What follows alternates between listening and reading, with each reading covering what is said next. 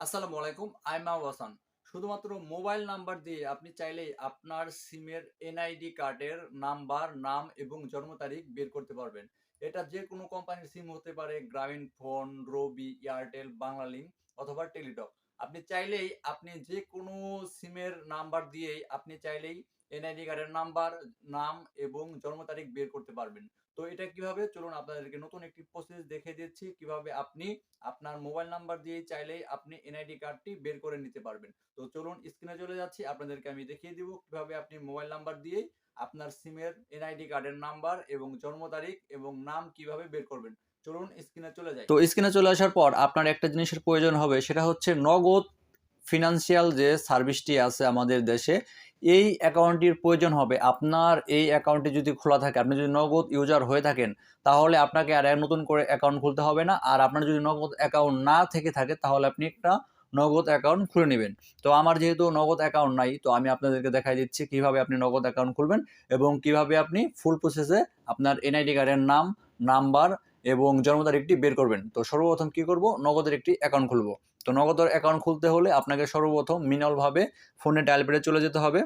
ফোনে ডায়াল প্যাডে চলে যাওয়ার পর আপনি *167# ডায়াল করে আপনি নগদের পিন নাম্বারটি সেট আপ করে নেবেন। আমি এখানে পিন নাম্বার দিয়ে নিচ্ছি।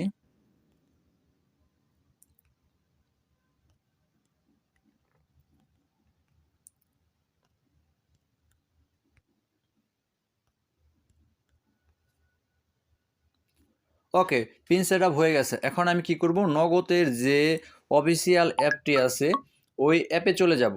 নগদের অ্যাপ যদি আপনার ডাউনলোড করা না থাকে, তাহলে আপনি প্লে স্টোর থেকে ডাউনলোড করে নিতে পারেন। তো এখানে লিখব মাই নগদ অথবা নগদ। তো আমার যেহেতু নগদ অ্যাকাউন্ট ক্রিয়েট করা আছে, তো সেক্ষেত্রে আমার আর নগদ অ্যাপস ডাউনলোড করতে হবে না। তো আপনাদের যদি নগদ অ্যাপস না থেকে থাকে, তাহলে আপনি নগদ অ্যাপটি ডাউনলোড করে নিতে পারেন। তো আমি সরাসরি নগদ অ্যাপসে চলে যাব।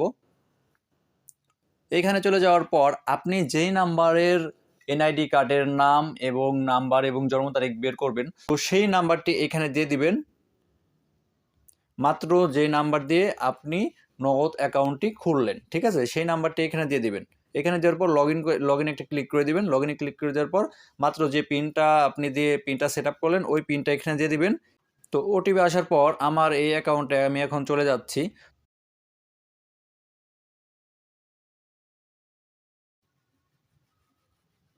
ওকে, আমি নগদ অ্যাপে প্রবেশ করলাম।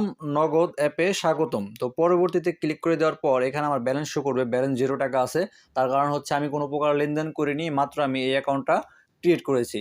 তো এখানে কি করবেন, আপনি আমার নগদ নামে একটা অপশন আছে, এই যে এখানে দেখেন 3 লাইনে একটা ক্লিক করে দিবেন। এখানে ক্লিক করে দিলেই দেখবেন এইখানে একটা অপশন আছে, KYC পুনরায় জমা দিন। তো আমাদের কাজ যেহেতু এনআইডিটা সংগ্রহ করা, এনআইডির নাম, নাম্বার এবং জন্ম তারিখ, তো সেক্ষেত্রে আমরা কি করব, KYC পুনরায় জমা দিনে একটা ক্লিক করে দেব।